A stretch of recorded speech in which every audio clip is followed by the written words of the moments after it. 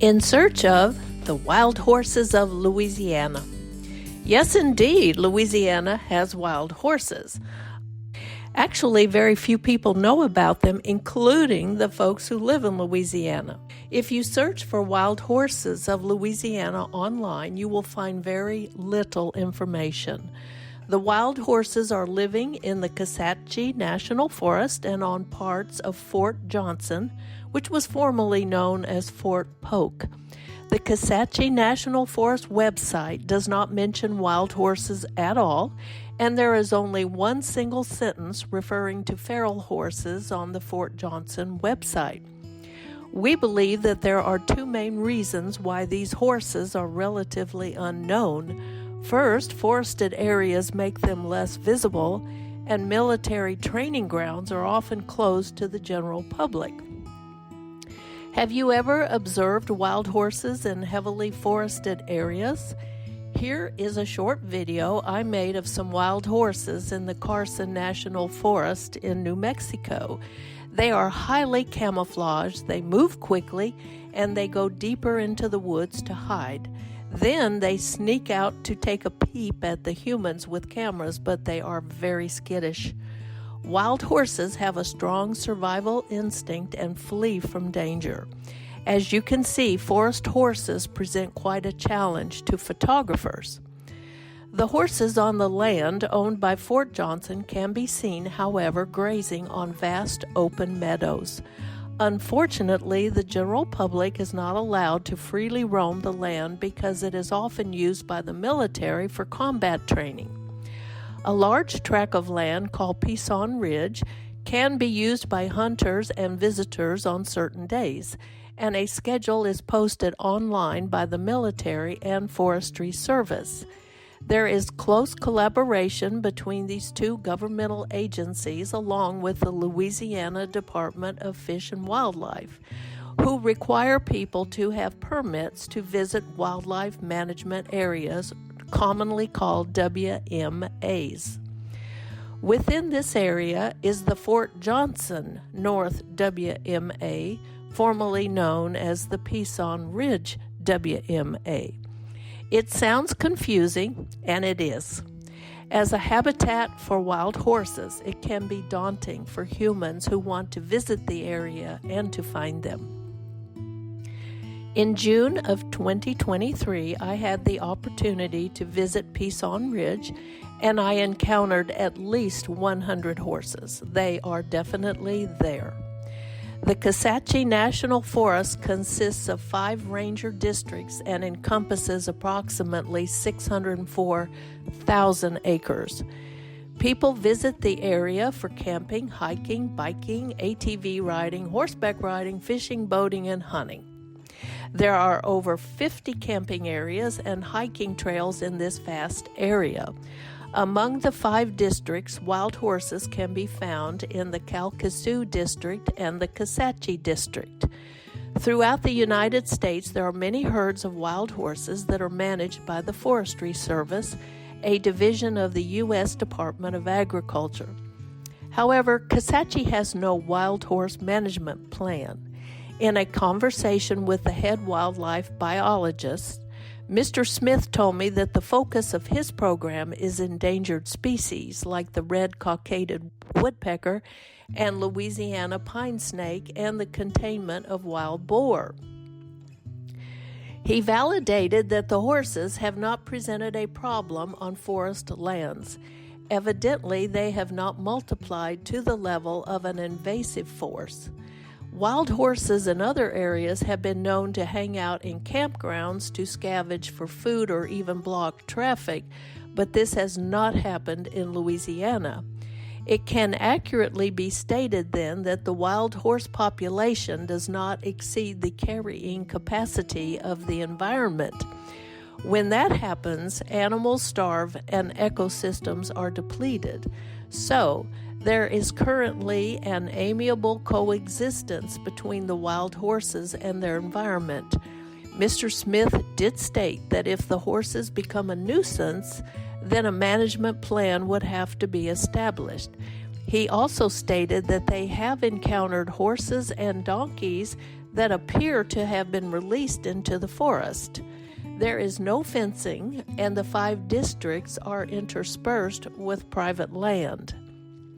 The horses that roam Fort Johnson's land, however, did become a nuisance according to the U.S. Army. It was alleged that they were creating problems for the military to successfully conduct their training. Horses were rounded up as early as the 1990s, but after 2010, the Army started on a plan to remove over 700 wild horses. You might wonder how they could just make this arbitrary decision because of the Wild Horse and Burro Protection Act of 1971. That law does not pertain to other government agencies like the BLM, Bureau of Land Management, Forestry Service, and the U.S. Armed Forces. The military personnel at Fort Johnson choose the word feral as opposed to wild in an effort to negate the impact of the protection law. The word feral is used on their website, and they have requested the Forestry Service to also use the term feral. If you don't know the difference, the word feral indicates that the animal was once domesticated but has adapted to living without human assistance. Here at Grace Winds, we make no distinction between the words because a feral animal is existing in a natural setting on his own. The first group of 50 captured horses went to the Humane Society of North Texas. In 2016, a lawsuit was filed to stop the removal, protecting the wild horses. Evidence was presented which indicated that the Army was allowing people to remove the horses in a haphazard and harmful manner. Evidence was also presented proving that the horses were valuable colonial Spanish horses, as well as cultural resources for the local people of Louisiana. The lawsuit was initiated by the Pegasus Equine Guardian Association, or PEGA, led by Amy Hanchey.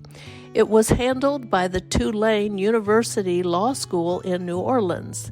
The legal battle was finally settled in 2019.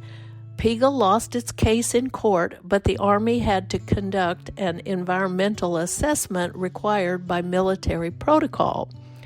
They continued to remove horses, and sadly, many horses were taken by disreputable organizations. Many horses died, and the fate of other horses remain a mystery to this day. As of 2022, PEGA was able to take possession of approximately 100 horses from the organizations that mismanage the Kisatchie horses. At Grace Winds, we adopted Shiloh, Jude, and Silas, who are products of the former mismanagement where the stallions were not properly separated from the mares. The last removal of horses occurred in 2021. Only 2 were removed at that time. Is it possible that the Army could reinstate removals? Absolutely. If you wish to see these horses protected, please follow PEGA on Facebook. They serve as a watchdog for these valuable wild horses. As we researched into the history of the wild horses of the Kisatchie, there is evidence that the Native Americans actually had horses before the Spanish arrived in the New World. In 1614, documents prove that the Spanish explorer De Soto traveled up the Sabine River and traded horses with Native Americans. It is also documented that bison, fondly called buffalo, wintered in central Louisiana, so they were followed by prairie tribes who were notorious horsemen. Louisiana wild horses predated statehood, which happened in 1812. It has been fondly theorized, too, that many cavalry horses were released into the Kisatchie after the Louisiana maneuvers of 1941. In that year, prior to the U.S. entry into World War II, the cavalry actually competed against mechanized tanks and vehicles. The machines won, and it is alleged that some cavalry horses were just released into the Kisatchie. Local historian Ricky Robertson says that some of the beautiful wild horses on Pison Ridge resemble some of the beautiful cavalry mounts that he remembers. So, is it possible to find the wild horses of the Kisatchie? Well, the public information officer of the Kisatchie National Forest told me that people do report sightings of the horses. As stated earlier, forest horses can be quite elusive. However, the Army hosts an annual heritage tour to commemorate the local history of Pison Ridge. Through eminent domain in 1940, many families were displaced from their land. Across the terrain, there are cemeteries and remains of old homesteads in addition to the wild horses. The area has great historical and cultural value.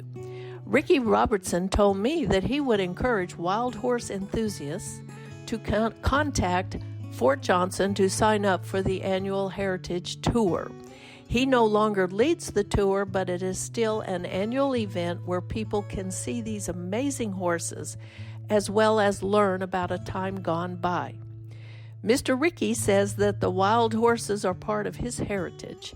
His grandfather worked at the Pison Ridge lumber mill back in the 1920s, and he and his father were cattlemen. He grew up there and recalls when he and his father would ride out to check on the cattle, and they would see wild horses out there grazing too. Imagine what a sight.